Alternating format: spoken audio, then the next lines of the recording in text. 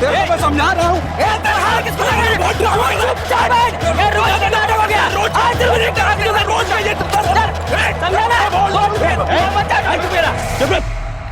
रोज दारू पी के लपका कहता है। अरे सर क्यों झगड़ा करते हो डेली के डेली दारू पी के? साहब साहब साहब साहब साहब उधर उधर एक आदमी का पैर पड़ा है साहब। कहाँ? साहब उधर है। चलो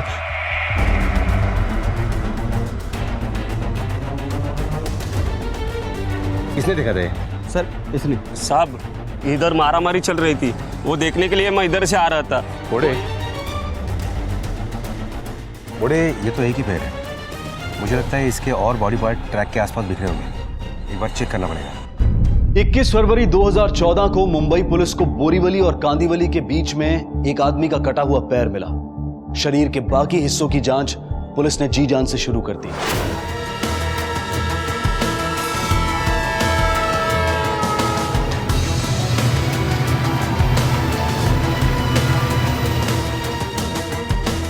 बोरीवली से विरार के अलग अलग स्टेशंस के बीच ट्रैक के पास शरीर के बाकी हिस्से मिले सिवाय सर के। जिसने भी ये कत्ल किया था उसने पूरी कोशिश की थी कि इस आदमी की शिनाख्त ना हो पाए और इसीलिए उसने उसके शरीर के टुकड़े करके अलग अलग जगह फेंक दिए थे।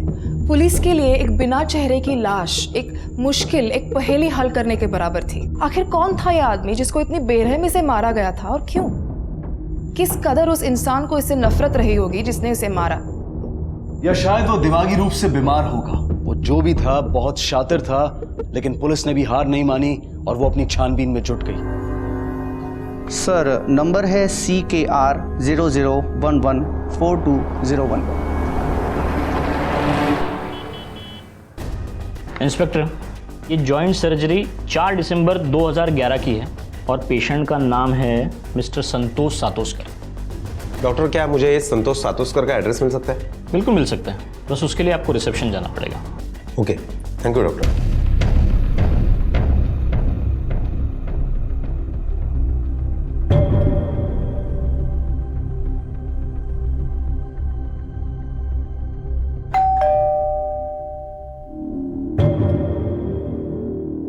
ये किधर रखा है मैंने? डिब्बा।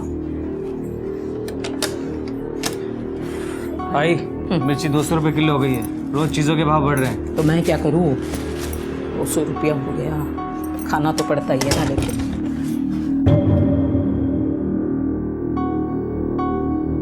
जरा सब्जी देखना गा। आई जल्दी करना, मुझे कॉलेज के लिए देर हो रही है। देख मुझे 2 ही हाथ है, समझा ना? 2 हाथों से जितना हो सकता है उतना जल्दी ही कर रही हूँ। आई सुनना। हाँ काय रे? ले ये चेक साइन करके दे। और सुन, वो अपने 3-4 कस्टमर्स है ना, उन्होंने डब्बा कैंसिल करने को बोला है। क्यों? तू रोज एक ही भाजी भेज देती है उनको। अरे दूधी खा के थक गए वो लोग। अभी तूने ही बताया ना मुझे मिर्ची का भाव क्या हो गया, 200 रुपया किलो। हम उनसे जितना पैसा ले रहे हैं ना उतने में यही परवड़ता है क्या? मेरे ताट में से उनको खाना खिलाऊं क्या? चल ले ले पकड़। आई सुन ना, मेरे पास ना बिजनेस के लिए मस्त आइडिया है। ये देख, तो बिजनेस का जो आइडिया है ना तेरे दिमाग से निकाल दे। अभी तेरी उम्र नहीं है, तू सिर्फ पढ़ाई पे ध्यान दे, समझा? कीर्ती याला डबे देत गा भरून। लगेचच काहीतरी डोक्यात शिरत राहतं। संभाल। हमें एक आज तेरा खर्चे का आई संभाल के जाना। चल हाँ। चल चल, बहुत काम।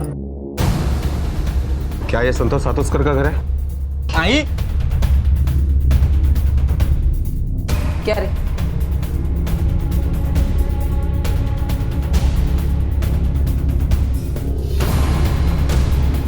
जा, तू चिंता मत कर, कॉलेज को देर हो रही है ना तेरे को। जा। हाँ।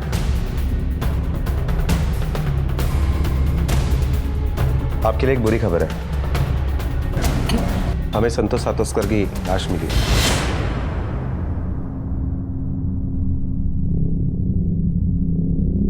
क्या सब? लेकिन उनको मर के अभी 1 साल हो गया है। क्या? हाँ।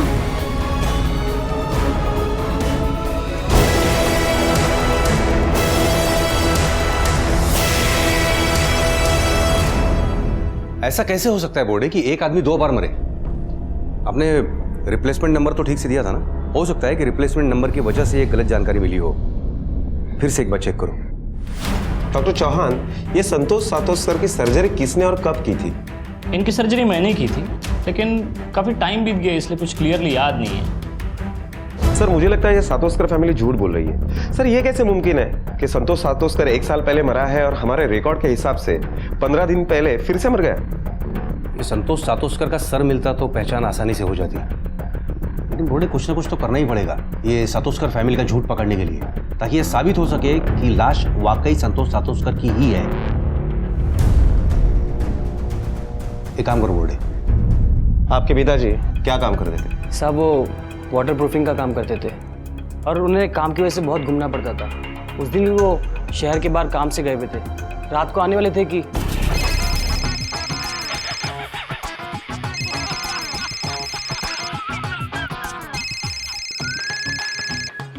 हेलो, हाँ जी साहब,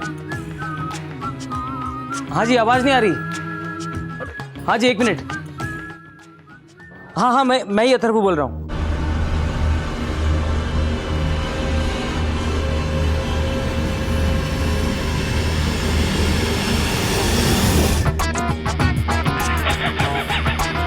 अरे क्या हुआ? अरे टीवी क्यों बंद कर दिया? अरे मेरा फेवरेट प्रोग्राम चल रहा था ना। आई क्या? बाबा की ट्रेन का एक्सीडेंट हो गया। क्या?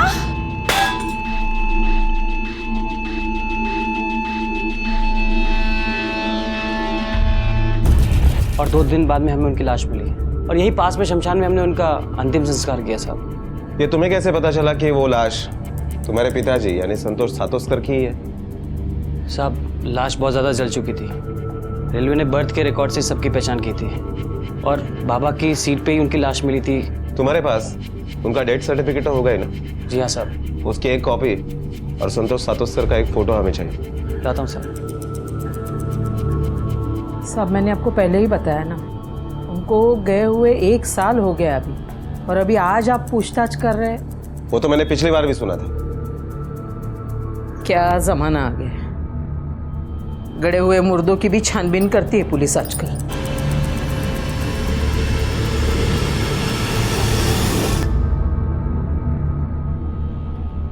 लीजिए साहब, ये उनका फोटो और ये।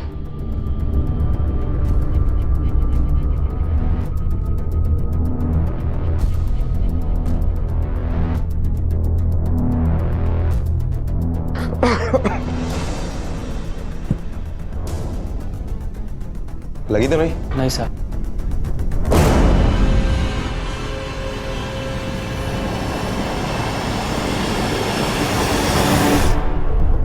रिका में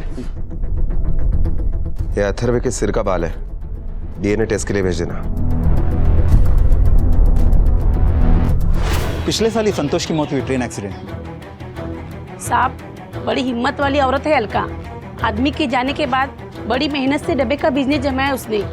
अभी देखो ना, आजू बाजू में जितनी भी कंपनी है, ऑफिस है, उधर इसी का डिब्बा जाता है। मालूम नहीं इंश्योरेंस का कितना पैसा मिला है, मगर इतना मालूम है कि इंश्योरेंस का मोटा पैसा मिला है। पैसा तो साहब झगड़ा भी खड़ा करता है ना। रोज दोनों भाइयों में इंश्योरेंस के पैसे की वजह से झगड़ा होता था, मारामारी होती थी। एक दिन तो अलका जी को बीच बचाव करना पड़ा। मुझे मेरा हिस्सा चाहिए। और कितने दिन शुरू में कि डब्बे वाली क्या औलाद हूँ? किधर से लाऊं हिस्सा? पैसा होगा तो होगा ना हिस्सा। ये शेरनी मत लगा तू, इंश्योरेंस के पैसे में मेरा भी हक है, मुझे भी अपना बिजनेस खड़ा करना है। बोला ना पैसा नहीं है, समझता नहीं तेरे को? जा ले जिसके पास पड़ा हिस्सा। मुझे पता है सारा पैसा तू ही हड़पना चाहता है। बताओ तुझको मैं, तू मत बता मेरे को। ए अथर्वा, क्या है? अरे क्या चल रहा है? कुछ शर्म है तुझे? बड़ा भाई होके छोटे पे हाथ उठाता है। तू जा, उसको लेके जा अंदर। अरे जा तू रे। तुझे इतना जल्दी बड़ा होने का है? किसी ने कुछ बोला क्या तुझे? तो तू इतना क्या है? आप लोगों का क्या है? किसी के घर में कुछ हो जाए तो आ गए अपने झांकने। जाओ जाओ, यहाँ क्या सर्कस चालू है क्या? सर हमने रेलवे में और पड़ोसियों से पूछताछ की तो यही बात पता चली कि वाकई में संतोष सातोस्कर 1 साल पहले ही गुजर चुका है। डेथ सर्टिफिकेट भी झूठा नहीं है। और एक बात पता चली है सर, संतोष सातोस्कर का 25 लाख का इंश्योरेंस था जो क्लेम में उसके फैमिली को मिला, और रेलवे की तरफ से एडिशनल 5 लाख रुपए भी मिले। इन्हीं 30 लाख रुपए की वजह से उसके बेटों में काफी झगड़ा हुआ करता था। इसके अलावा किसी के ऊपर शक करने की कोई वजह नहीं है। नहीं, लेकिन बोर्डे इंश्योरेंस का पैसा मिलना या उसके लिए झगड़ा होना कोई इतनी बड़ी बात नहीं है कि जिसके लिए हम किसी को उठा सकें या फिर सस्पेक्ट बना सकें। और अभी तक ये भी साबित नहीं हुआ है कि वो लाश वाकई में संतोष सातोस्कर की ही है। सर आरनाला बीच पे एक आदमी का कटा हुआ सर मिला है।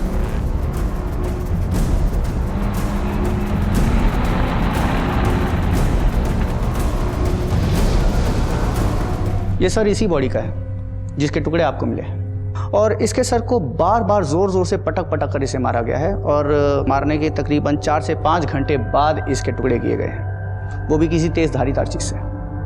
अगर वो डेड बॉडी संतोष सातोस्कर की ही थी तो वो 1 साल पहले कैसे मर चुका था? और अगर नहीं तो ये आदमी कौन था?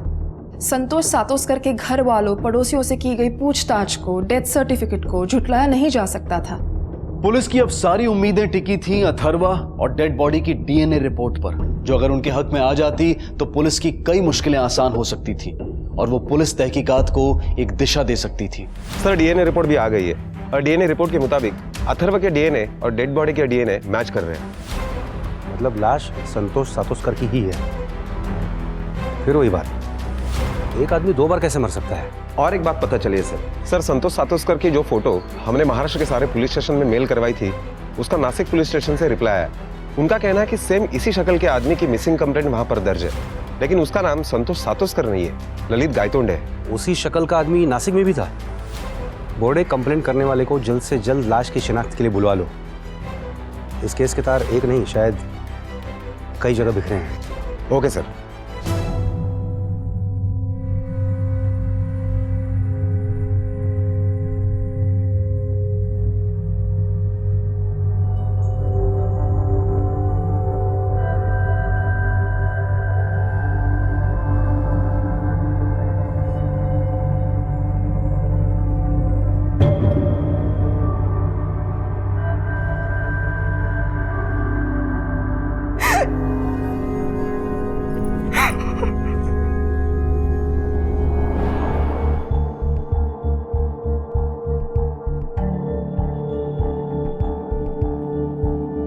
साहब, ललित मेरे पति थे। शादी कब हुई थी आप दोनों की? 11 मार्च 2013 को हमने शादी की थी। आप दोनों की पहली बार मुलाकात कब हुई थी? कुछ 1.5 साल पहले। ललित किसी काम के लिए नासिक आए थे तब। वो मर के अभी 1 साल हो गया है। हम रोज एक दूसरे से मिलने लगे और फिर पता ही नहीं चला कि कब फिर हमने शादी कर ली। मुझे डर था कि ऐसा ही कुछ होने वाला है। मालूम था मतलब? साहब, वो मेरे पहले पति है ना, वो ललित को धमकी देते थे, मार डालेंगे, सबक सिखाएंगे। क्यों मार डालेगा? किस लिए सबक सिखाएगा? साहब, वो ललित से बहुत जलते थे, चिढ़ते थे उनसे, रोज आके ललित के साथ झगड़ा करते थे, झूठा धोखेबाज कहते थे उन्हें। ए भाई आया। ललित गायतोंडे, हाँ पूरा नाम है ना ललित गायतोंडे। अरे क्या हो? देख, तुम ना कावेरी को बेवकूफ बना सकते हो, मुझे नहीं समझा ना? मुझे पता है तू कितना मक्कार आदमी है। ये देख कावेरी, तुम्हें पता नहीं है कितना फ्रॉड आदमी है। वो जैसे भी है मुझे चलेंगे। तुम निकल जाओ यहाँ से। अरे लेकिन तुम बख्श दो हमें, निकल जाओ। चल निकलो। कावेरी, बहुत ज्यादा पट्टी पढ़ाई है ना इसको। अब देख, तेरी सारी चर्बी मैं उतारूंगा, देख लेना तू। तुमने उसकी पुलिस में कंप्लेंट क्यों नहीं की? साहब, ललित बहुत शरीफ आदमी थे। वो घर का झगड़ा पुलिस में नहीं ले जाना चाहते थे और उनके रियल एस्टेट के काम में भी कुछ टेंशन चल रही थी। उनका बाहर गांव आना जाना लगा रहता था। फिर कुछ दिनों बाद मेरी माँ बीमार पड़ गई। उसके इलाज के लिए पैसे चाहिए थे, उसकी भी बहुत टेंशन थी। इस बार ललित मेरी माँ के इलाज के लिए पैसों का इंतजाम करने ही बाहर निकले थे। मुझे पक्का यकीन है साहब, दुष्यंत ने ही कुछ किया होगा और वो मुझे भी नहीं छोड़ेगा। रियल एस्टेट के काम के लिए वो शहर से बाहर क्यों जाता था और कितना कमा लेता था? सब पैसे का कुछ पक्का नहीं था। शुरू में तो लाखों कमा लेता था, लेकिन फिर काम कम हो गया तो लाखों से 1000 पे आ गया। ललित का काम ठीक नहीं चल रहा था, ललित को बहुत टेंशन थी। ठीक है, आप जा सकती हैं, लेकिन हो सकता है आपको वापस आना पड़े। पवार मैडम, लेके जाइए इन्हें। इनके और दुष्यंत के फ़ोन नंबर्स, बैंक डिटेल्स सब ले लो। एक आदमी जो 1 साल पहले मर चुका है, नासिक में कावेरी के साथ 1 साल से रह रहा था। फिर पुलिस को उसकी लाश टुकड़ों में मिलती है, जिसे कुछ 15 दिन पहले मारा गया है। एक आदमी जिसकी 2 बीवियां, 25 लाख की इंश्योरेंस की रकम, दूसरी बीवी का पहला पति जो ये सब बर्दाश्त नहीं कर सकता। बोर्डे, इस केस में कुछ नहीं, बहुत कुछ खुलना बाकी है। एक काम करो, तुम यहां रहकर संतोष सातोस्कर की असलियत पता करो और मैं नासिक जाकर दुष्यंत और ललित की खबर निकालता हूं।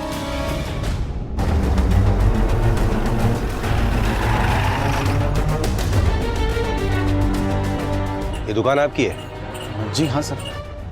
क्या किया था ललित ने? सर वो ललित एक नंबर का फ्रॉड और झूठा आदमी था। उसने मेरा घर तोड़ा, मेरी शादी तोड़ी, और सबसे ज्यादा गुस्सा मुझे इस बात का है कि उसने कावेरी को मुझसे छीना। लेकिन सर उसके लिए मैं उसकी जान नहीं ले सकता सर। तुम कैसे कह सकते हो कि वो झूठा और फ्रॉड था? सर देखिए ना, अभी वो अपने आप को स्टेट एजेंट कहलाता, लेकिन ये एरिया में उसके नाम पे एक भी एग्रीमेंट नहीं है। यहाँ तक कि उसके नाम पे रेंट एग्रीमेंट भी नहीं है। वो जो मोबाइल यूज करता था वो भी मेरी बीवी के नाम पे था सर, कावेरी की। और उसने कावेरी को अपने पिछली जिंदगी के बारे में, परिवार के बारे में कभी कुछ पता नहीं लगने दी। मुझे तो पूरा डाउट था सर उसका कोई ना कोई लफड़ा जरूर है।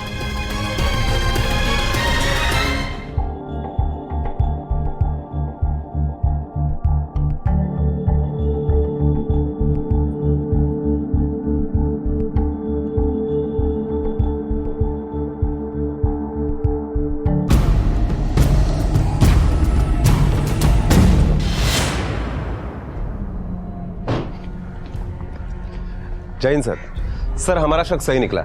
संतोष ने इंश्योरेंस के पैसे के लिए अपने मरने का झूठ मूठ नाटक किया, और जैसे ही इंश्योरेंस के पैसे हाथ लगे उसके एक ही हफ्ते में उसने कावेरी के साथ शादी की। और कॉल रिकॉर्ड के मुताबिक कावेरी और अथर्व में कई बार फोन पर बात हुई है।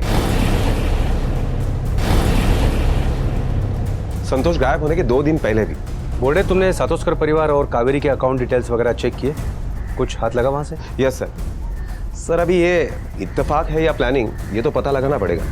क्योंकि गए साल 14 मई को अथर्व ने अपने अकाउंट से 5 लाख रुपए निकाले, और ललित ने 15 मई को कावेरी के नासिक वाले अकाउंट में 5 लाख रुपए जमा किए। और ये इत्तेफाक कई बार हुआ है सर। फिर तो पूरे चांसेस है कि ये इत्तेफाक नहीं, प्लानिंग हो।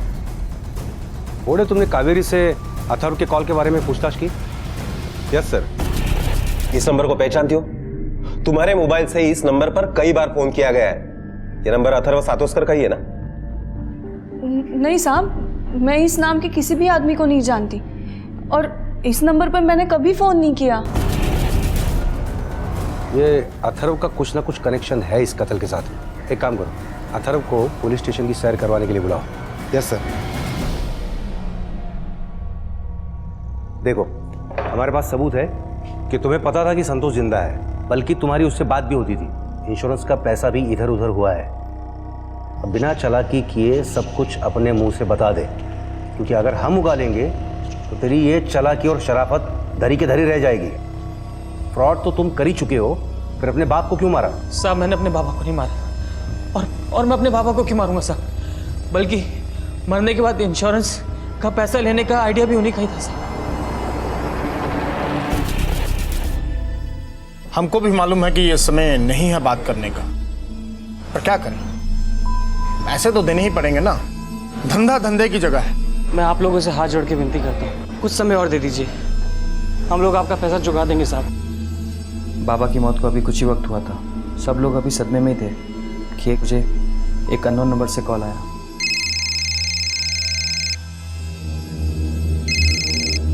हेलो हेलो, मेरे पास एक खबर है तुम्हारे बाबा के बारे में।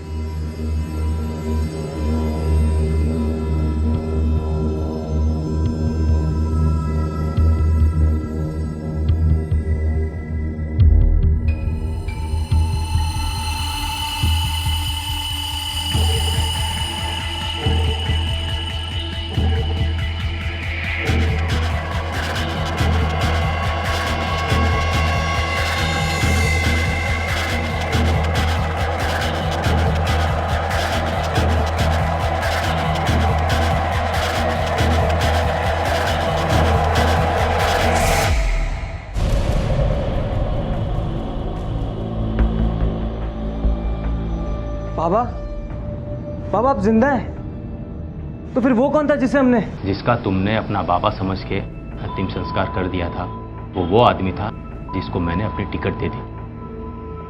मेरा मुंबई आना कैंसिल हो गया, लेकिन उसको किसी भी हालत में मुंबई पहुंचना था, इसलिए वो मेरी बर्थ पे जाके सो गया। बाबा अगर आप जिंदा थे तो फिर घर पे क्यों नहीं आए? देखो बेटा, मेरे मर जाने में ही सबका फायदा है। पेपर्स में तो मैं वैसे भी मर चुका हूं। अथर्वा बेटा, मेरी एक बात ध्यान से सुनो। देखो, मैंने अपनी 25 लाख की लाइफ इंश्योरेंस की पॉलिसी निकलवाई थी। अलका और तुम दोनों जाके उस पर क्लेम करो और हम दोनों वो पैसा आधा आधा बांट लेंगे। देखो बेटा, तुमको वैसे भी बिजनेस ही करना था, तो तुम लोगों का उधार चुका के अपना बिजनेस करो और मुझे अपनी नई जिंदगी में खुशी से रहने दो। बाबा लेकिन देखो बेटा, अब मैं वैसे भी अलका की जिंदगी में वापस लौट के कभी नहीं आऊंगा। साहब, मुझे बाबा की बात सुनकर बिल्कुल अच्छा नहीं लगा। बाबा किसी भी हालत में वापस लौटने को तैयार नहीं थे और फिर मुझे भी बिजनेस के लिए पैसे की ज़रूरत थी। बस इसी लालच में मैंने बाबा को हाँ कर दिया। आई बहुत ज़्यादा टूट चुकी थी। ऐसा लगता था कि उन्होंने अपनी जीने की उम्मीद ही छोड़ दी है। कभी कभी तो लगता था कि उन्हें सच बता दूं कि बाबा जिंदा है, मगर मेरे लालच ने मुझे हमेशा रोक लिया। और फिर मैंने हर महीने आई से चेक पे साइन करवाना शुरू कर दिए और बाबा को उनका हिस्सा देता रहा। आई वो मैं क्या कहता ना कि इंश्योरेंस का पैसा तेरे अकाउंट में ट्रांसफ़र हो चुका है, तो बाबा को जिन लोगों को पैसा देने का ना, हम उनको पैसा दे के नक्की करते हैं, वरना बाबा के जाने के बाद भी लोग उन्हें गालियाँ और ताना देंगे।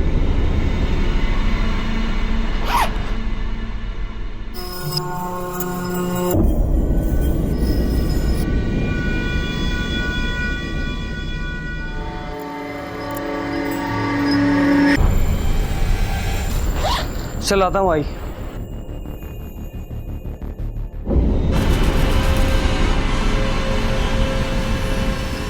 अपना हिस्सा लेने के बाद बाबा का कुछ पता नहीं था और पिछले कुछ महीनों से बाबा फिर से पैसे मांगने लगे, बल्कि पिछले महीने से तो हर दूसरे तीसरे दिन पैसे की डिमांड करने लगे।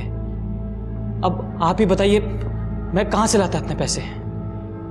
इसलिए मुझे बाबा को साफ बोलना ही पड़ा। बाबा 12 लाख से ज्यादा दे चुका हूं अब तक आपको, कहां से लाऊं रोज पैसा? अभी 3 दिन पहले ही आपको पैसा दिया था और ये क्या है कि हर दूसरे तीसरे दिन आप मुंबई आ जाते हैं। किसी ने देख लिया ना तो जेल की हवा खाना। फिर मुझे मत सिखा जेल की हवा। अगर मैं जेल गया ना तो साथ में तू भी जाएगा, क्योंकि तू मेरा इंश्योरेंस का पैसा खा के बैठा है, समझा? जेल की हवा। एक और बात, मुझे अभी के अभी 50,000 चाहिए अर्जेंट। मैं यहाँ से हिलूंगा नहीं जब तक पैसा नहीं मिलेगा। अब तुझे क्या करना है, कैसे करना है, मैं नहीं जानता, मुझे पैसा चाहिए अभी अभी, बस। ठीक है, फिर मुझे एक रात की मोहलत दीजिए। बड़ी रकम है, जमा करने में टाइम लगेगा, तब तक आप हमारे गोडाउन में रहिए। एक रात मतलब सिर्फ एक रात, याद रखना। मैं बहुत डर गया था साहब। अगले दिन ही मैंने आई से चेक पे साइन करवाए, बैंक जाके पैसा निकाला और गोडाउन पहुंच गया। बाबा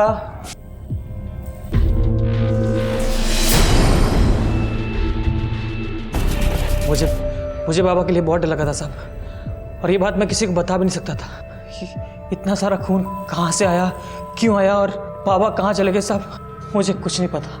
मैंने कुछ नहीं किया साहब, मुझे कुछ नहीं मालूम। तुमने तुम्हारे बाप का कत्ल किया है या नहीं, इस बात का पता हम लगा ही लेंगे, लेकिन तुमने उसके साथ मिलकर जो फ्रॉड किया है उसकी सज़ा तुम्हें ज़रूर मिलेगी। चल अब ये बता कि तेरा गोडाउन कहाँ पे है?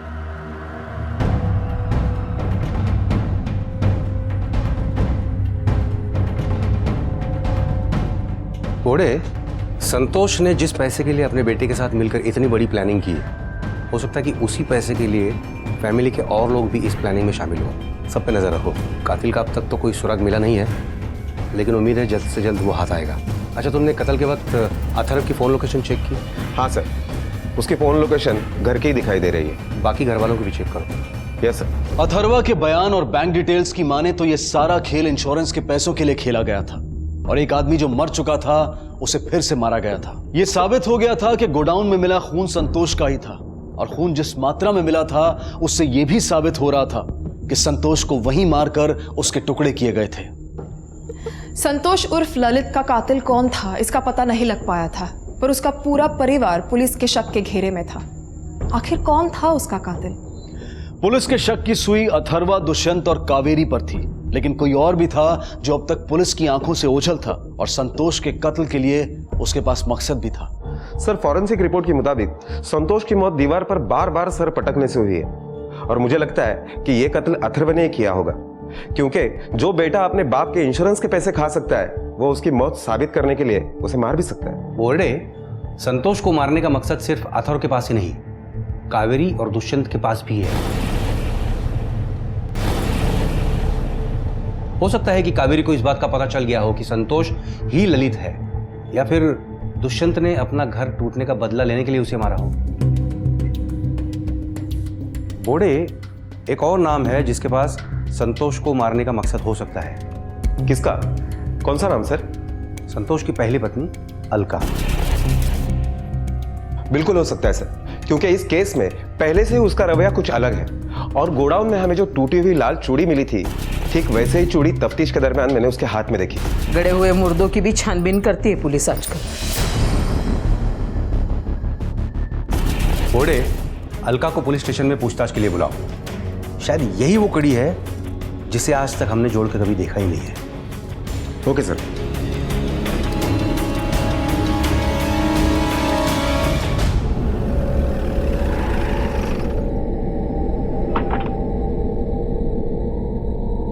सर, ये वही रजिस्ट्रेशन की फाइल है, इसके अंदर। सर, अलका मैडम को लेके आए।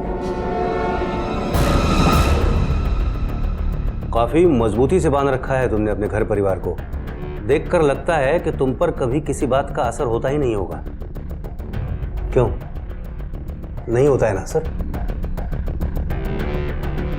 ये मजबूती है या दुख? दुख इस बात का कि जिस इंसान की विधवा बनकर तुम जी रही हो वो 20 दिनों पहले तक जिंदा था, एक दूसरी औरत के साथ रह रहा था। इस बात का तुम्हें पता चल गया। पता चलते ही तुम्हारा यह दुख इस कदर गुस्से और बदले की भावना में बदल गया कि तुमने उसे सचमुच ही मार डाला। एक झूठ मूठ की विधवा से सचमुच की विधवा बनना तुमने मंजूर कर लिया। बोलो, सही है ना? इसी वजह से मारा ना तुमने उसको, या कोई और वजह थी? हाँ, इसी वजह से मारा उनको। उसकी झूठी मौत का सच्चा नाटक तुम्हें कैसे पता चला? अभी कुछ दिन पहले ही जब वो ले इधर साइन कर। आई, चेक साइन करने से पहले भाव को पूछ तो सही, हर दूसरे दिन किस बात का चेक साइन करवाता है तुझसे? हाँ रे अथर्वा, मैं भी तुझे वही पूछने वाली थी। परसों ही तूने एक चेक साइन करवाया था ना, इतना किसका पैसा देने का है रे? आई, इसने तुझसे कहा, तूने मुझसे पूछ लिया। विश्वास नहीं तुझे अपने बेटे पे? अरे अभी देर हो रही है, आके बताता हूँ तुझे। अथर्व ने सीधा सीधा जवाब नहीं दिया, तभी मुझे उस पर शक हुआ।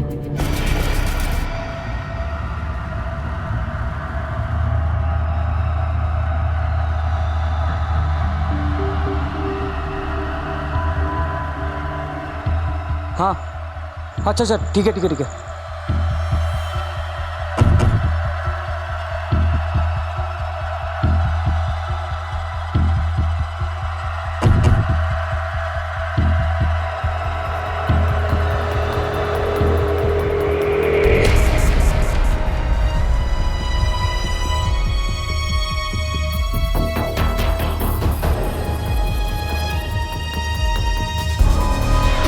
उनको जिंदा देख के मुझे जो खुशी होनी चाहिए थी, वो खुशी एक पल में खो गई। मुझे इस बात का एहसास हुआ कि उनको मेरी जरूरत नहीं है, उनको तो इंश्योरेंस के पैसों की जरूरत थी। और फिर मैंने ठान ली कि इनको मैं सबक सिखाऊंगी। घर पे आके मैंने सब लोगों को झूठ बोला कि मेरी एक सहेली है, वो बीमार है, इसके लिए उसके गांव जा रही हूं करके। मैंने उनका पीछा किया नासिक तक।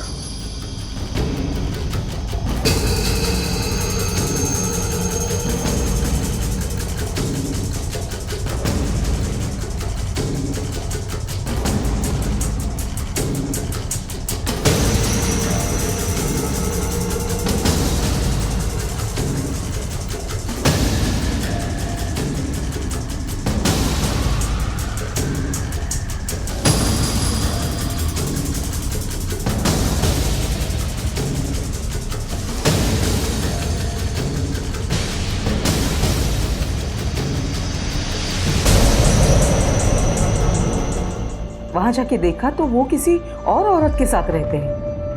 मतलब मुझे छोड़ के जाने में उनकी कोई मजबूरी नहीं थी।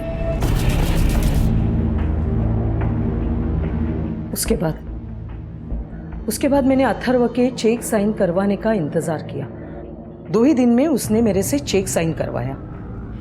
मैं समझ गई कि वो आ गए हैं और आए हैं तो गोडाउन में रुकेंगे। इसके लिए अथर्व के जाने के पहले ही मैं वहां गोडाउन में पहुंच गई। जैसे ही अथर्व वहां से निकल गया मैं अंदर गई तो वो बहुत हैरान हो गए मुझे वहां देखकर। मैंने उनके साथ बात करने की कोशिश की। मैं बात कर रही थी लेकिन वो कुछ सुनना नहीं चाहते थे। फिर हमारी बात बहस तक पहुंची, हमारा झगड़ा शुरू हुआ और मैं गुस्से से बहुत पागल हो गई थी। मैंने गुस्से में आकर फिर उनको मारा, उनको मैंने काट दिया और फिर उनके टुकड़े करके मैंने फेंक दिए। कैसे मारा तुमने उसको? मतलब किस चीज से मारा? वही गोडाउन में एक ऐसा डंडा पड़ा हुआ था, मैंने उससे मारा। और टुकड़े कहाँ फेंके? रेल की पटरी पे।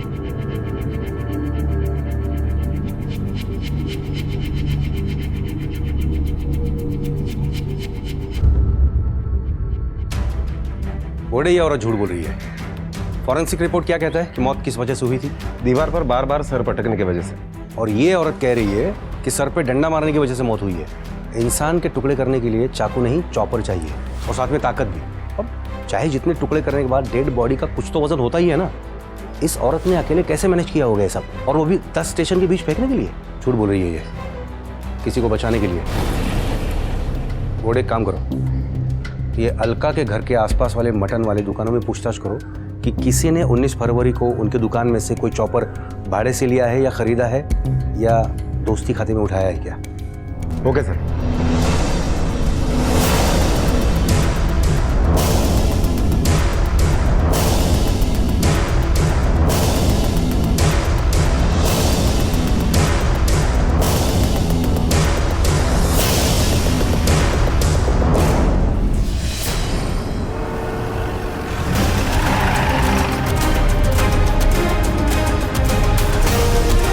कहाँ घर जा रहा है?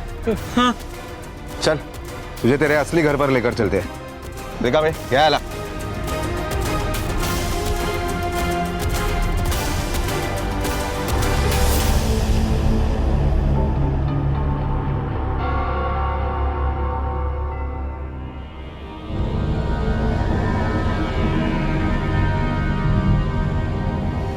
ठीक से पहचानो, ये वही था ना जिसने तुमसे चॉपर खरीदा था? हाँ साहब, ये वही है साहब।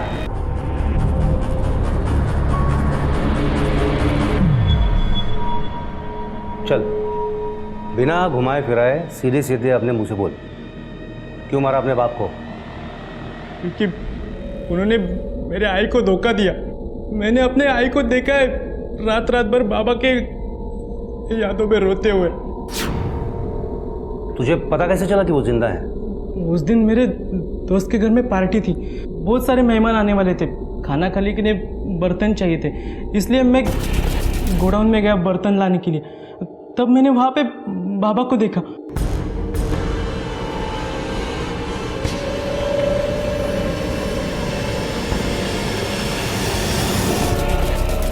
मैंने उनको देखा तो पहले मैं खुश हुआ, बाद में वो मुझे कुछ और ही समझाने लगे।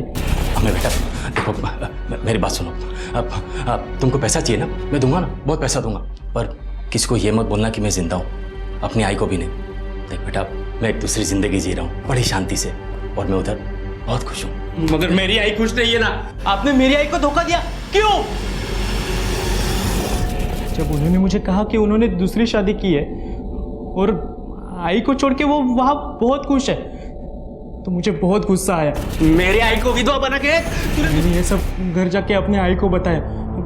आई ने मुझे समझा के शांत किया और हम गोडाउन चले गए। आई, इसने तुझे धोखा दिया, ये सुन के मुझे बहुत गुस्सा आया, इसलिए गलती से हो गया।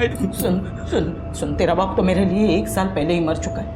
तो डर मत, मैं आई हूँ ना तेरी। हाँ, हम एक काम करेंगे, तो डर मत। हम इनकी लाश का कुछ ठिकाना लगा देंगे, इनके टुकड़े टुकड़े करके फेंक देंगे। अगर तुझे किसी ने भी कुछ पूछा ना तो मैं संभाल लूंगी, समझा ना? ये आदमी के वास्ते मैं मेरा घर टूटने नहीं दूंगी। तू तू तू फिक्र मत कर, मैं हूँ, मैं सब संभाल लूंगी तुझे। हाँ, सब संभाल लूंगी। मैंने अपने एरिया के मटन वाले से मटन काटने का चॉपर लिया। मैंने अपना फोन घर पे ही रखा था ताकि किसी को मेरे ऊपर शक न हो जाए।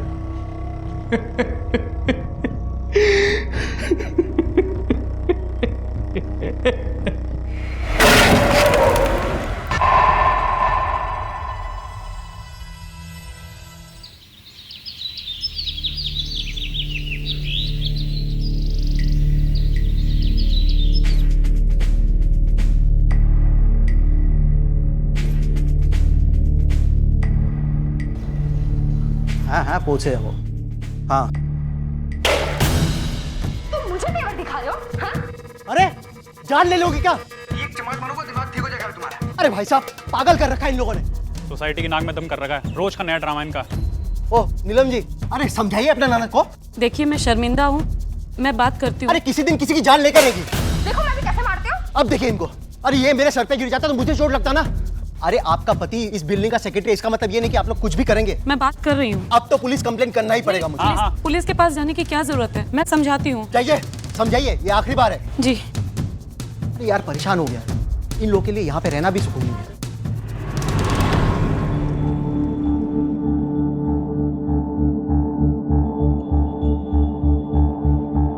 दीपू,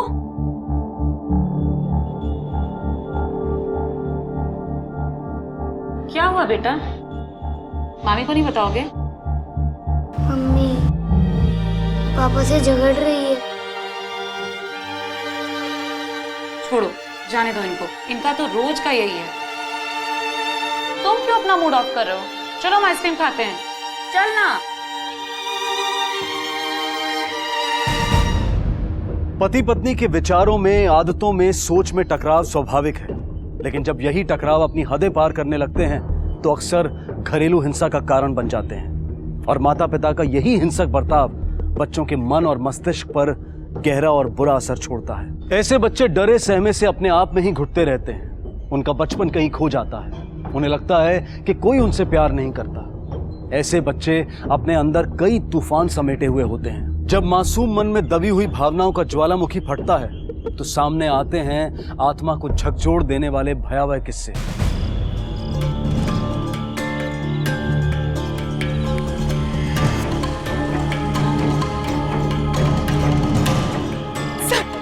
सब मेरा बेटा कहीं खो गया, मुझे कंप्लेंट लिखवानी। ठीक है आप रोइए मत, आइए मेरे साथ। सब मेरा बच्चा कहीं खो गया। एक मिनट आप शांत हो जाइए। पहले अपने बेटे का नाम बताइए और उम्र बताइए। दीपू सर, स्कूल में दीपक किशोर सिंह नाम था, उम्र 7 साल थी सर। आप कौन? मेरा बेटा था सर। अच्छा अच्छा, बैठिए। अच्छा ये बताइए कि आपका बच्चा कब गायब हुआ था? मेरा मतलब है कितने बजे? सर एग्जैक्ट टाइम तो नहीं पता, पर स्कूल से आने के बाद।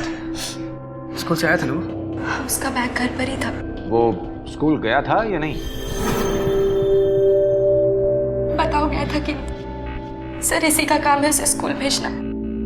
हाँ सर, मैंने उसे उठा के तैयार तो कर दिया था। फिर क्या? फिर चैटिंग में लग गए। एक काम ठीक से नहीं होता इस आदमी से, जब देखो तब चटियाता रहता उस कमीनी औरत के साथ। उसके अलावा आता तुम्हें कुछ? सर मैं आपसे कह रही हूँ, जो भी कुछ हुआ है ना इसी आदमी की वजह से हुआ। इसी आदमी की वजह से गायब हो गया मेरा। मेरी वजह से? कि तेरी वजह से? होश कहाँ था तुम्हारा? जब सो के उठे थे देखा नहीं बच्चा कहाँ है? उसे छोड़ के बाहर चली गया अकेले? अगर मैं मार्केट नहीं जाती तो सब्जी लेने तुम्हारी फुलझड़ी जाती। सर मैं आपसे कह रही हूँ, जरूर इस आदमी ने ना मेरे दीपू के साथ कुछ कर दिया। सटक गई तेरी जुमन में बकी जा रही तू। सर ना तो उसका जबान पे लगाम है और नहीं दिमाग पे।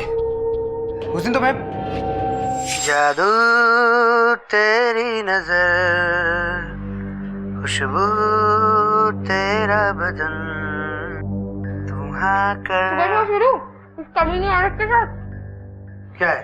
किसे चैट कर रहे हो? दोस्त का मैसेज चेक कर रहा हूँ। अच्छा दिखाओ मुझे।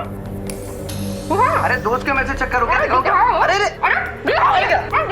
अरे दिखाओ। अरे दिखाओ।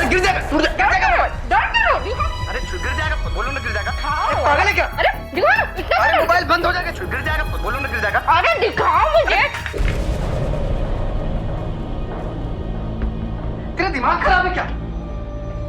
उस दिन लैपटॉप तोड़ दिया, फोन तोड़ दिया, होश में है तू?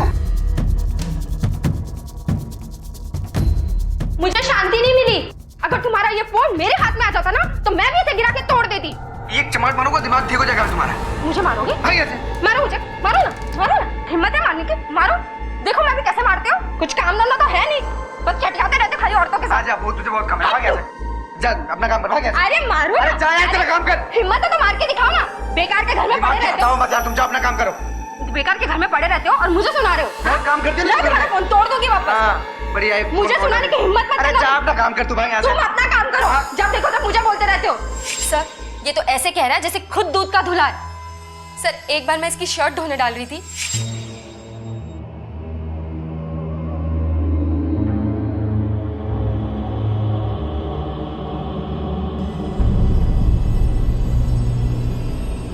क्या हुआ?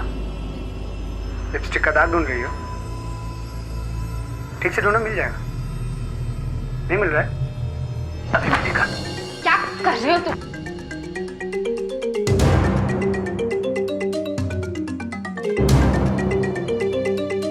लो, लगा लो लिपस्टिक का दाग। क्या? लगा? ठीक है, मैं खुद ही लगा देता हूँ।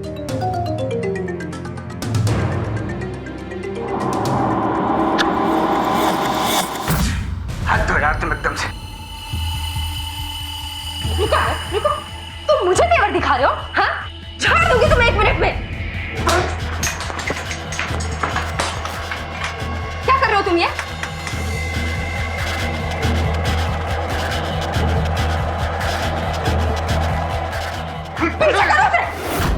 चल गई सर, मिल गई खुशी।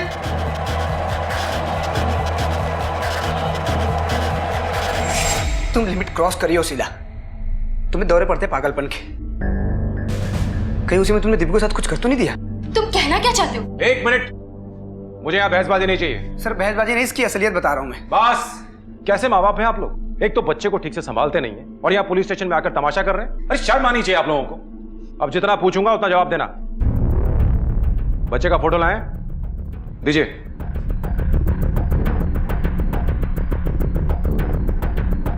कोई फिरौती का फोन वगैरह आया था? नहीं सर। आपको किसी पे कोई शक है? कोई किसी से दुश्मनी? नहीं सर। आपने उसे डांटा या फटकारा था? नहीं सर। उसका कोई दोस्त वगैरह, छोटा या बड़ा, फोन किया, पूछा? सर उसकी दोस्त मैं ही हूँ, उसकी मामी। मेरे अलावा वो कहीं आता जाता नहीं था। ठीक है, इस वक्त आप लोग जाइए, हम लोग उसे ढूंढते हैं। रात बहुत हो चुकी है, इसलिए किसी को डिस्टर्ब नहीं कर सकते। सुबह आएंगे। और हाँ, इस बीच अगर कोई और डेवलपमेंट हो तो मुझे बताना। ठीक है सर। प्लीज।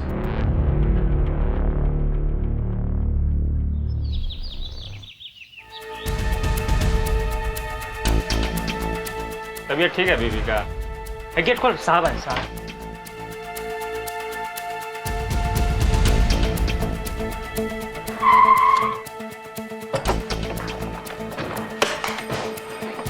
बागवरे, नेबर्स और वॉचमैन से पूछताछ करो और 2 कांस्टेबल्स को बाहर भेजो। सर। और सावंत, मेरे साथ ऊपर चलो। भास्कर, तुम उधर जाओ, तुम इधर आओ।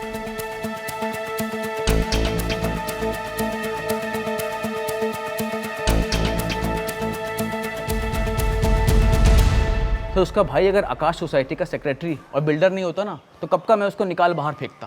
रोज कोई ना कोई लफड़ा सर, रोज कोई ना कोई मगजमारी। हम लोग तो परेशान हो गए हैं सर। कभी कभी तो लगता है हम किसी बिल्डिंग के सोसाइटी में नहीं बल्कि अखाड़े में रह रहे हैं। अच्छा, उनके बेटे दीपू के बारे में कुछ बता सकते हो तुम? दीपू तो उनका बेटा लगता ही नहीं है सर। वो बेचारा रोज सुबह से शाम तक सीढ़ी ऊपर बैठा रहता है, खाली पेट, भूखे प्यासे, बिना नहाए धोए। हमें उसकी हालत ऐसी देखी नहीं जाती तो हम उसे कुछ ना कुछ खाने पीने को दे देते हैं सर। एक खास बात, दीपू के बाप को औरतों का बहुत बुरा नशा है। उसकी माँ हमेशा अपने पति को रंगे हाथों पकड़ने के पीछे लगी रहती है। जब उनके माँ बाप होश में नहीं रहते तो फिर दीपू की देखभाल कौन करेगा सर? अच्छा, आखिरी बार कब देखा था तुमने? ये मुझे याद नहीं सर। सर, मेरी बहन है शीला। मुझे ये कहना नहीं चाहिए, पर क्योंकि यहाँ मेरे भांजे की बात है इसलिए रहा नहीं जाता। ये दोनों माँ बाप बनने के लायक हैं ही नहीं। एक के लिए फोन पर लगे रहना उसका जन्मजात हक है और दूसरे के लिए सब कुछ शक। बच्चे की तो दोनों को पड़ी ही नहीं थी। ऐसे फूल से बच्चे को रौंद डाला था दोनों ने। इन दोनों ने दीपू की वो हालत कर दी थी कि उसने पहले भी भागने की कोशिश की थी।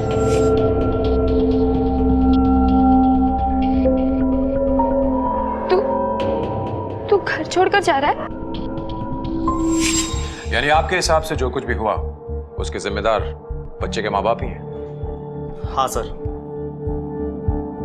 कैसे माँ बाप हैं? इनका अपना बच्चा इन्हें छोड़कर चला गया, वो भी सिर्फ 7 साल का। कहीं वो फिर से भाग तो नहीं गया? हाँ साहब, दीपू शाम में गया था उधर, उसके बाद नहीं दिखा। और तूने जाने दिया, रोका भी नहीं? किस लिए रखा गया तेरे को इधर? साहब वो अक्सर बाहर खेलने के लिए जाता था, इसके लिए नहीं रोके। रुको जरा। 302 में जो दीपू रहता है उसे जानते हो तुम? नहीं साहब।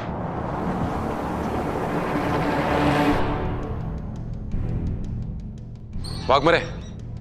Yes sir. सावंत, तुम वाघमरे के साथ यहाँ कंटिन्यू करो, मैं दीपू को स्कूल होकर आता हूँ। Okay sir.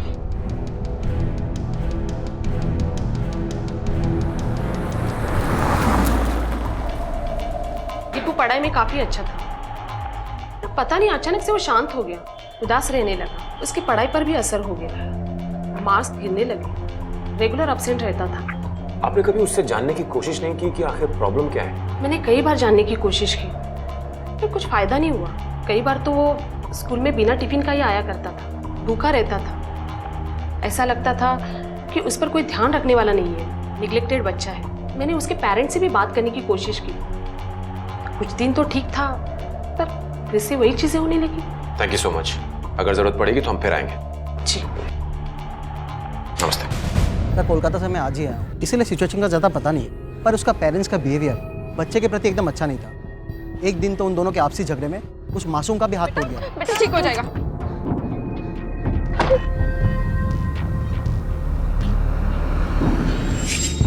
मतलब बच्चा डोमेस्टिक वायलेंस का भी शिकार था? वो तो पता नहीं सर, लेकिन ट्रबल में ज़रूर था। और फिर एक दिन तो किशोर की पत्नी ने बिना देखे समझे मेरे सर के ऊपर गमला फेंक दिया था, और फिर अपने पति का लैपटॉप भी।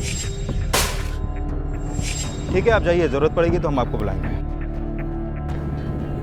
तहकीकात में एक बात खुलकर सामने आ रही थी कि शीला और किशोर ने अपनी जाती जिंदगी को घर की 4 दीवारी से निकालकर चौराहे पर खड़ा कर दिया था, और उनकी आपसी कला दीपू पर कहर बनकर टूट रही थी। क्या रोज के इस तमाशे से तंग आकर दीपू कहीं चला गया था, या वो किसी हादसे का शिकार हुआ था, या फिर किसी ने हालात का फायदा उठाकर दीपू के साथ कुछ ऐसा किया था जो सबकी कल्पना से परे था। दीपू के माता पिता एक दूसरे पर इल्जाम लगाकर अपनी जिम्मेदारियों से भाग रहे थे, लेकिन उनकी दलीलें कितनी सच्ची थीं और कितनी झूठी, ये तो वक्त ही बताने वाला था। वाघमरे अगर लोगों की माने तो दीपू के पेरेंट्स को उसकी कुछ खास फिक्र नहीं थी। दीपू का कोई दोस्त भी नहीं था, वो स्कूल कभी जाता था कभी नहीं भी जाता था, और अपने घर से ज्यादा अपने घर की सीढ़ियों पर या फिर अपने मामा के घर पे रहता था। सर, इन सभी की बातें सुनकर तो ऐसा लगता है कि कहीं दीपू के माँ बाप में से तो किसी ने कांड नहीं किया होगा। हो सकता है एक ने दूसरे को सबक सिखाने के लिए दीपू को गायब किया हो। एक काम करो, दीपू के पेरेंट्स को फिर से बुलाओ। सर।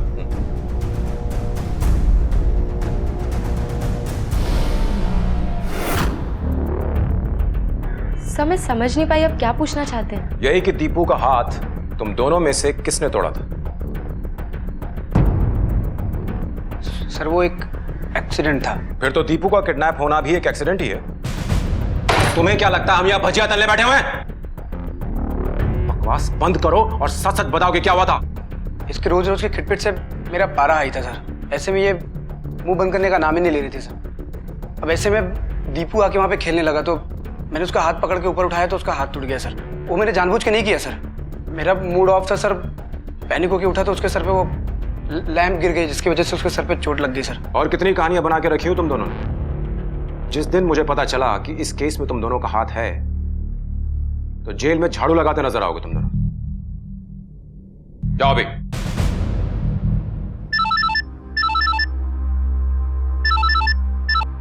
हाँ सावंत बोल। क्या? लेकिन उसने इस बारे में हमें पहले क्यों नहीं बताया? ठीक है सर, सावंत का कॉल था। उस वॉचमैन ने बताया कि दीपू अक्सर अकेले में पास के कंस्ट्रक्शन साइट की ओर जाता रहता था। ठीक है, उस कंस्ट्रक्शन साइट को चेक करते हैं।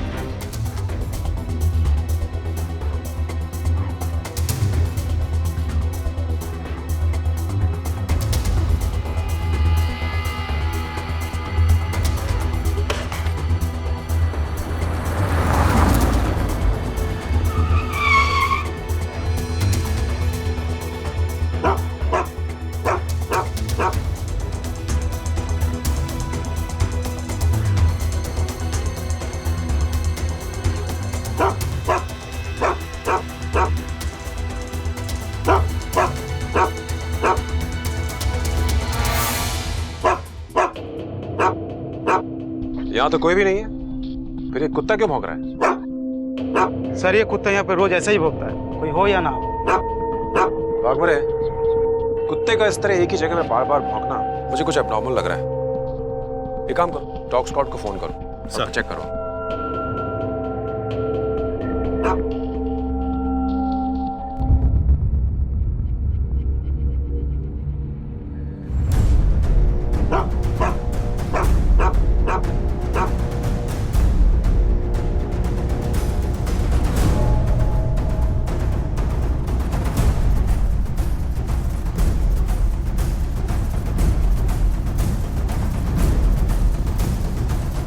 ये कुत्ता भी यहीं आकर सूंघ रहा है, जरूर यहां पर कुछ प्रॉब्लम है। खुदवाओ, चेक करो।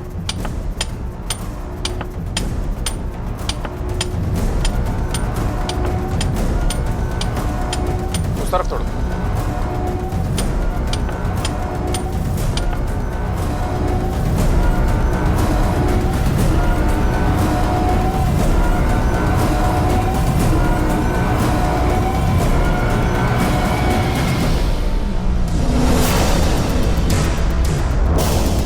ये तो किसी बच्चे के हाथ की उंगलियां हैं। बागमरे, ये पूरा स्लैब फॉरेंसिक लैब भेजो। सर, इस कंस्ट्रक्शन साइट का बिल्डर कौन है? सर वो आकाश साहब है। एक नई इमारत की नींव में दबी एक लाश ने लोगों को सिर्फ भौचक्का ही नहीं किया, बल्कि उनके विश्वास की बुनियाद को भी हिला दिया। क्या किसी को जिंदा दफन किया गया था नींव में, या फिर लाश को ठिकाने लगाने के लिए की गई थी ऐसी हैवानियत? दीवारों में चुनवाए जाने के किस्से तो लोगों ने सुने थे, लेकिन जब यह हकीकत सामने आई तो लोग हैरान रह गए। ये तो तय था कि ये लाश दीपू की नहीं थी, लेकिन पुलिस के सामने था अब एक और नया केस, और पुलिस जी जान से इसे सुलझाने के लिए जुट गई। सर ऐसा कैसे हो सकता है? मेरे फाउंडेशन में बच्चे की बॉडी कैसे आ सकती है? मिस्टर आकाश, ये तो आपकी साइट है, आप ही बता सकते हैं। बैठिए बैठिए बैठिए। कमाल है मिस्टर आकाश, आपकी साइट पे इतना बड़ा कांड हो जाता है और आपको खबर तक नहीं। इंस्पेक्टर मैं सच कह रहा हूं, हर साइट पे हर पल मेरा फिजिकली रहना पॉसिबल नहीं है। मैं बिल्डर हूं, इसका मतलब ये नहीं कि मैं अपनी हर कंस्ट्रक्शन साइट पे रहूं। इसीलिए मैंने इसका इंचार्ज किशोर को बनाया था। कब डाला था ये स्लैब आपने? कुछ 4 महीने पहले, और 3 महीने से तो वहां काम भी बंद है। वाघमरे, मुझे इस कंस्ट्रक्शन साइट के जितने भी लेबर हैं, मिस्त्री हैं और सिक्योरिटी स्टाफ हैं, उन सबके बयान चाहिए। इनसे नंबर लो और पूछताछ शुरू करो। और मिस्टर आकाश, आप हमें बिना बताए इस शहर से बाहर नहीं जा सकते। तो तुम उस साइट के इंचार्ज हो?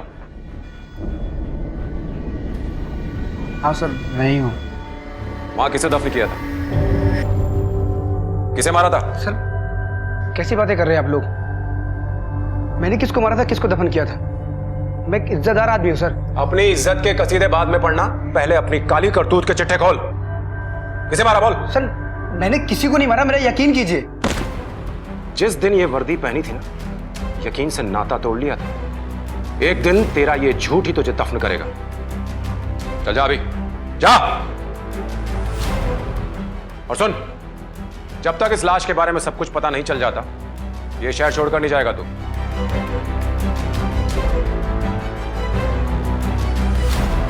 नजर रखना इस पर।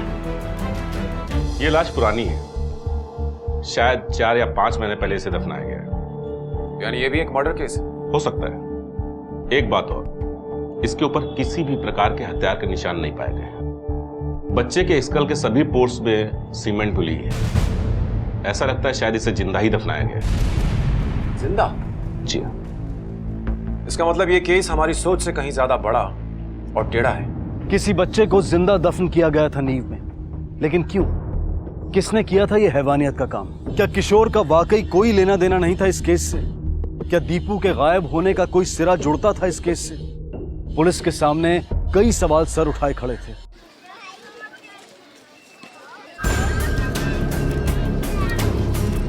सलाम सर। अरे वो प्रकाश किधर है? सर प्रकाश तो आ ही नहीं रहा सर। किधर रहता है वो? सर वो बैंकर पाड़ा में रहता है। बैंकर? ठीक है, पूरा एड्रेस लिख के दे। हाँ सर। हेलो सर, जिस दिन से दीपू गायब हुआ है, प्रकाश काम पर नहीं आ रहा है।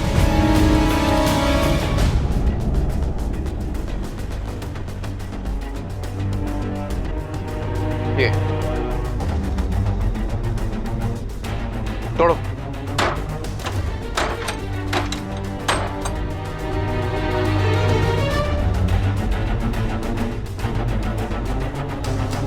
तलाशी लो अच्छे से।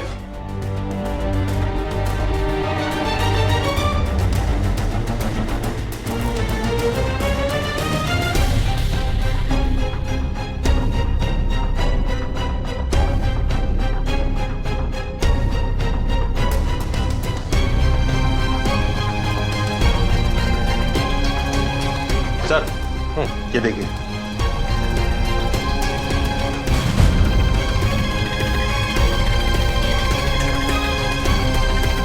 ये क्या? प्रकाश तो हिस्ट्री शीटर है। सर प्रकाश 3 बार चाइल्ड मोलेस्टेशन के केस में अंदर था और अभी 6 महीने पहले वो जेल से बाहर आया है। कहीं ऐसा तो नहीं कि उसी प्रकाश ने इस बच्चे को मोलेस्ट करके कंक्रीट में दफन कर दिया और उसी ने दीपू को भी किडनैप किया? वाघमरे, हमें इस प्रकाश को ढूंढना होगा, तभी इस केस की गुत्थी सुलझेगी।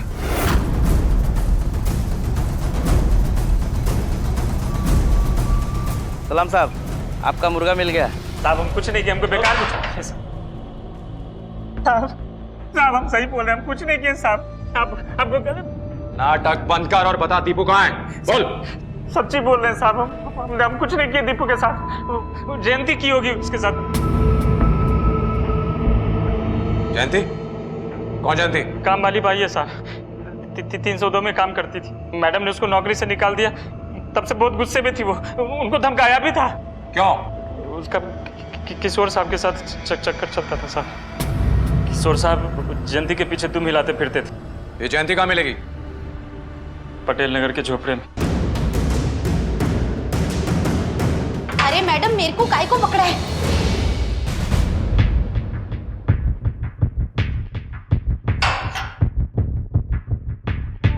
दीपू कहाँ है? साहब मेरे को कैसे पता? 302 में जो दीपू रहता है उसे जानते हो तुम?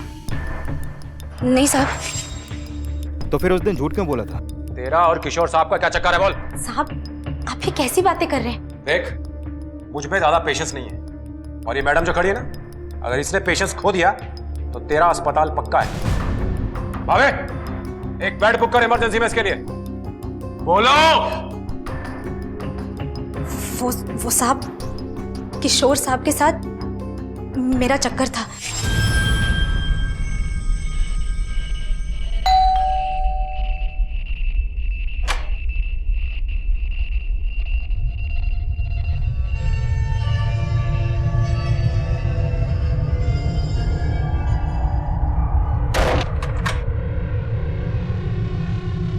थापा साहब, काम तो कर लेने दो।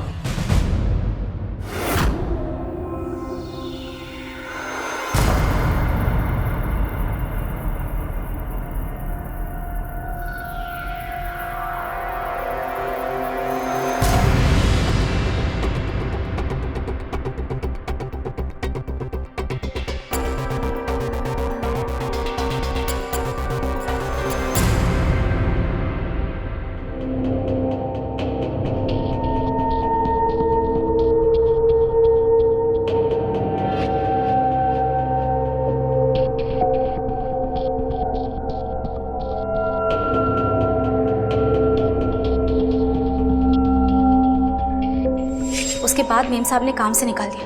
कमाल है, तेरी हिम्मत कैसे हो गई मुझसे पैसे मांगने की? चल निकल यहाँ से। चली जाएगी मेम साहब, लेकिन जितना पगार हुआ है उतना तो दे दो। मेरे पास एक भी पैसे नहीं है। सोने के मजे बहुत लूटे ना तूने, तू जा ना, अब रोने के लूट। बेच दे जाके अपने आप को, भीख मांग जाके। मेम साहब जो मुंह में आ रहा है बोल रहे हो। मैं काम के पैसे मांग रही हूँ, फोकट के पैसे नहीं। तू मुझे एटीट्यूड दिखा रही है? मेरे घर में इस समय तू सही सलामत खड़ी है ना, यही मेरी मेहरबानी है।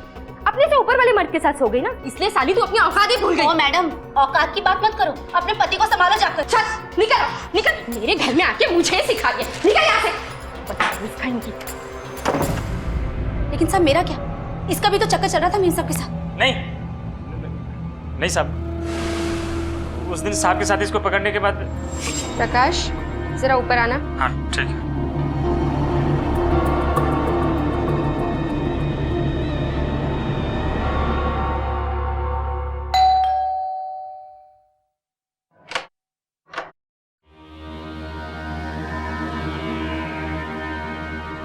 आ जाओ अंदर।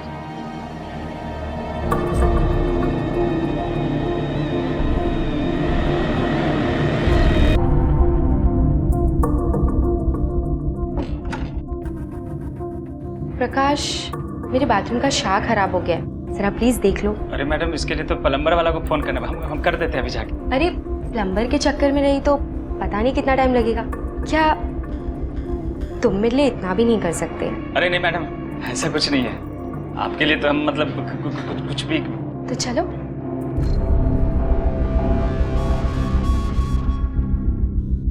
अरे हिचकिचाओ मत, चलो। आपके साथ? साहब घर पर नहीं है, आ जाओ आ जाओ।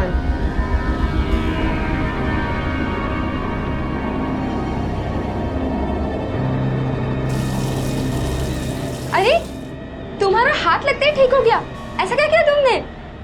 तुम्हारे सारे कपड़े गीले हो गए। I am so sorry. उस कमरे में टॉवेल है, तुम जाकर पोंछ लो, मैं तुम्हारे लिए कपड़े निकालती हूँ।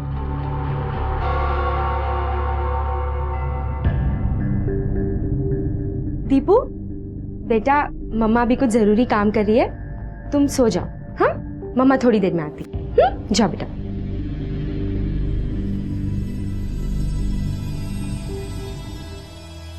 ये लो कपड़े, चेंज करो, ये कपड़े तुम पर अच्छे लगेंगे।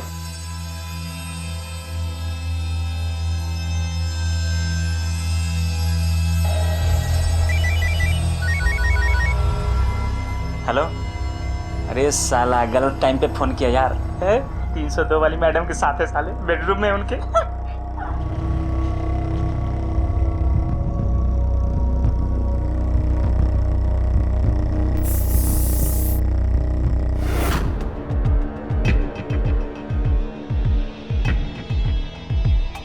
गावेलु जब तू पाउडर जीलन लागेला कमरिया। गावेलु जब तू पाउडर।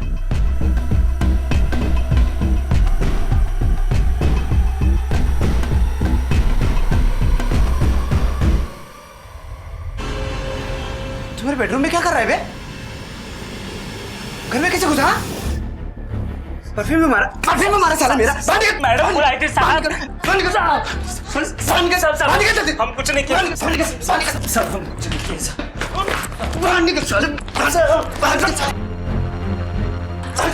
अंदर कैसे आए? किसने बोला? बुलाए थे। किसने बोला? साहब मार क्रिया खा रहे हैं हम। तो तुम दोनों ने इस बात का गुस्सा दीपू पे उतारा, उसे गायब करके? नहीं साहब, हम दोनों ने दीपू के साथ कुछ नहीं किया। वो उस दिन हम दोनों ने फैसला भी किया कि दीपू का किडनैप करेंगे।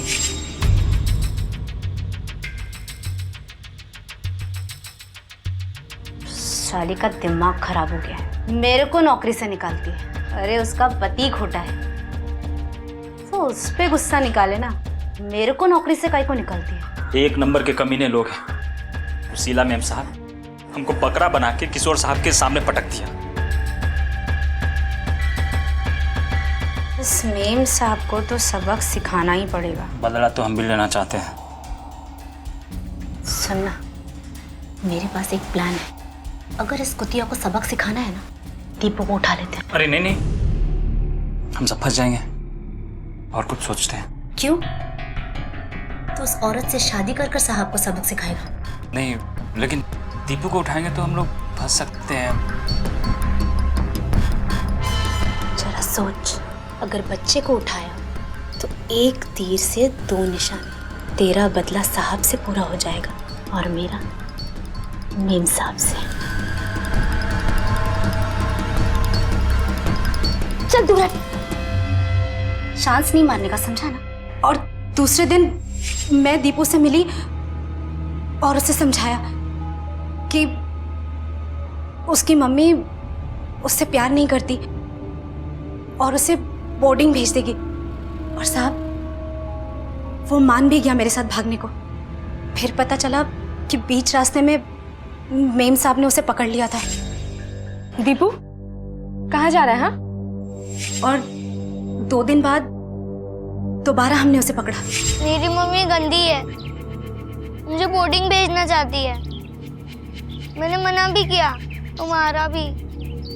देखा, मैंने तो तेरे को पहले ही कहा था, लेकिन तू मेरी सुनता कहाँ है। तू रहेगा मेरे साथ? तो फिर एक काम कर, कल रात होते ही बिल्डिंग के बाहर आना, और जो दुकानें हैं ना, मैं तेरा वहीं वेट करेंगी, ठीक है? हम लोग समय से वहां पहुंचकर इंतजार करने लगे। ए, टाइम देख। अच्छे से समझाए थे उसको। अरे बराबर से समझाया था, और आइसक्रीम भी खिलाई थी। साला गरीबी में आटा गीला हो गया। वहां खड़े खड़े हम लोग का एकदम दिमाग का बच गया था, पर वो नहीं आया। फिर अचानक से एक सफेद रंग का स्कॉर्पियो दिखा तो हम लोग डर से भाग लिए वहां से।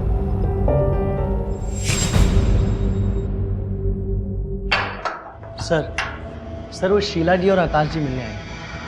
बैठा उन्हें। जी सर।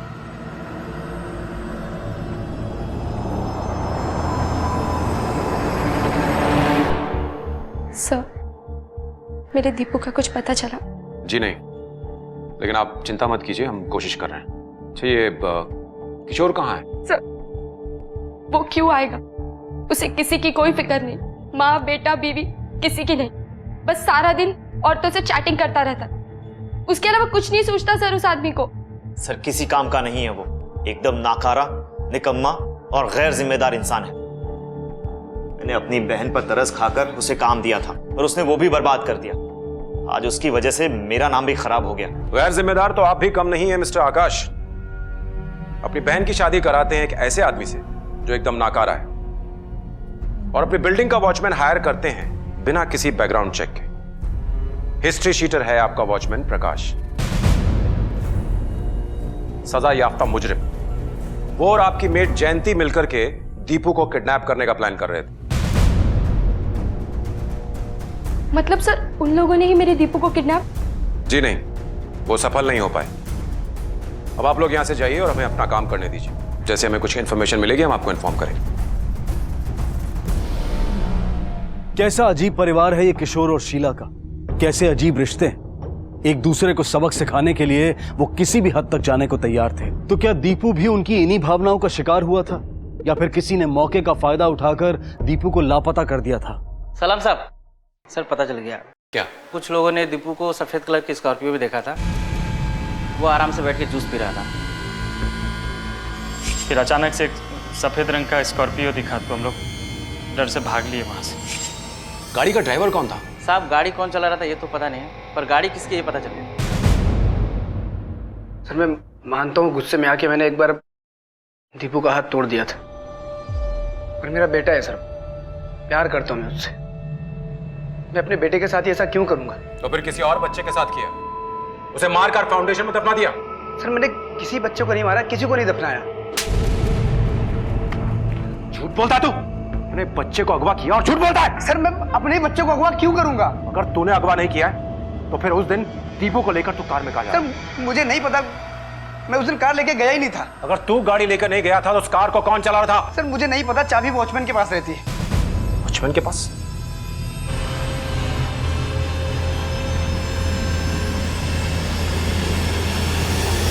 दीपू के गायब होने के शाम को किशोर ने अपने कार की चाबी तुझे दी थी ना? जी, लेकिन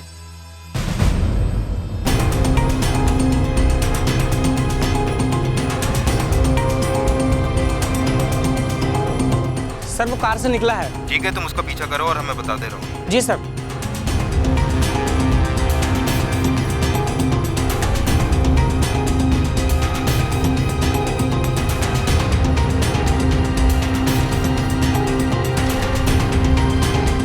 सर अब वो अपनी कंस्ट्रक्शन साइट पे गया है।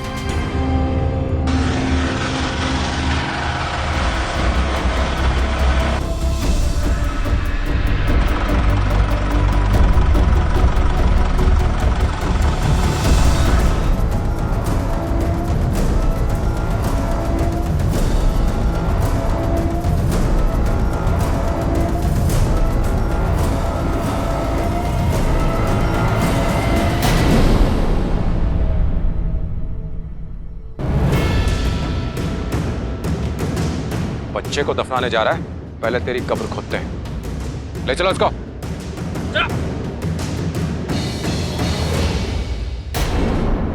अब अगर तूने सच को छुपाने की कोशिश की तो तेरी फाउंडेशन में मैं तुझे ही गाड़ दूंगा।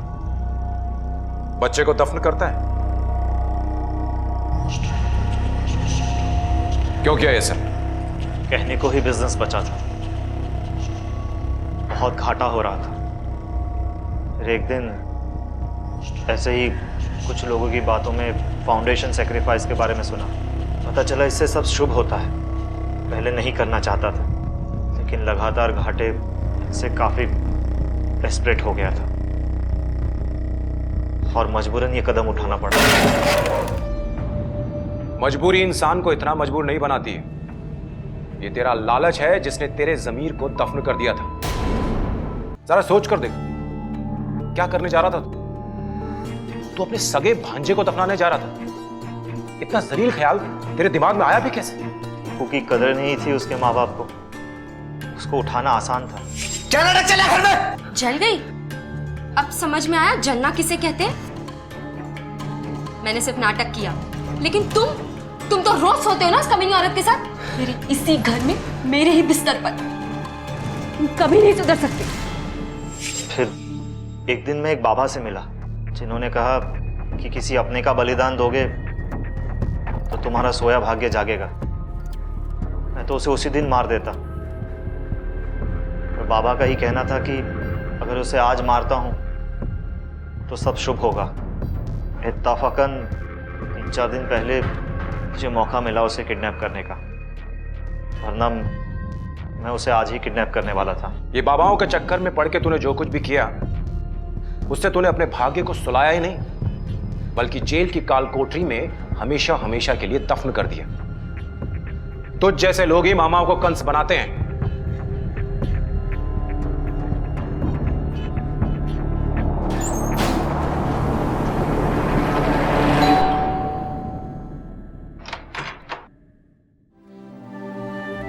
मामा, दीपू, दीपू, दीपू मेरा बेटा, दीपू, दीपू, दीपू तू ठीक है ना?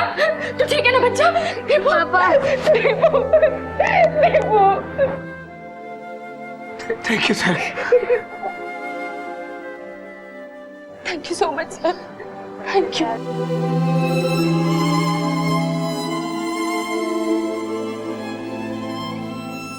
पुलिस ने दीपू को तो बचा लिया था, लेकिन आकाश जैसे लोग इंसानियत के नाम पर कलंक होते हैं। अंधविश्वास की आड़ में वो अपने ही भांजे को दफन करने जा रहा था। कोई भी विश्वास या पूजा पाठ अगर किसी दूसरे को आहत करे, हिंसा के लिए प्रेरित करे, तो वो विश्वास नहीं होता। उसके पीछे के इरादे नेक नहीं होते। और ऐसी राय देने वाला इंसान सिर्फ आपको गुमराह करता है अपने निजी स्वार्थ के लिए। जरा सोच कर देखिए, किसी की खुशियों की कब्र पर आपकी खुशियों की इमारत कैसे बन सकती है? मेहनत, सच्ची लगन और ईमानदारी से काम करने वालों को इस बात का कोई डर नहीं होता कि नुकसान होने पर वो क्या करेंगे। वो अपनी सूझबूझ से कठिन हालात का डटकर मुकाबला करते हैं और अपने आप को समेटकर जिंदगी को एक नई दिशा देते हैं। लेकिन दीपू के साथ जो हुआ, उसका जितना जिम्मेदार आकाश है, उतने ही जिम्मेदार उसके माता पिता शीला और किशोर भी हैं। इसे शीला की खुशकिस्मती कह लें या दीपू की, कि दीपू के साथ कोई अनहोनी होने से पहले ही पुलिस ने उसे ढूंढ निकाला। लेकिन ऐसे कई दिल दहला देने वाले हादसे देखने और सुनने में आते हैं जहां पुलिस की मदद सही समय पर नहीं पहुंच पाती। ये किसका दोष है? हम शीला और किशोर जैसे माता पिता से सिर्फ इतना ही कहना चाहेंगे कि अगर आप अपने बच्चों की परवरिश ठीक से नहीं कर सकते, उनके कोमल मन की रक्षा नहीं कर सकते, तो आपको उन्हें जन्म देने का भी कोई अधिकार नहीं है। इस संसार का हर जीव अपने बच्चों की देखभाल करता है, तो फिर हम क्यों नहीं? इसी विचार के साथ मैं अनूप सोनी आपसे विदा लेता हूं। फिर मुलाकात होगी अगले एपिसोड में एक और चौंका देने वाले केस के साथ। तब तक अपना और अपने परिवार का ख्याल रखें और देखते रहें क्राइम पेट्रोल डायल 100। सबक एक को सीख हम सबको। जय हिंद। क्राइम पेट्रोल के और भी दिलचस्प कहानी देखने के लिए हमारे चैनल को सब्सक्राइब करें और बेल आइकॉन दबाना न भूलें।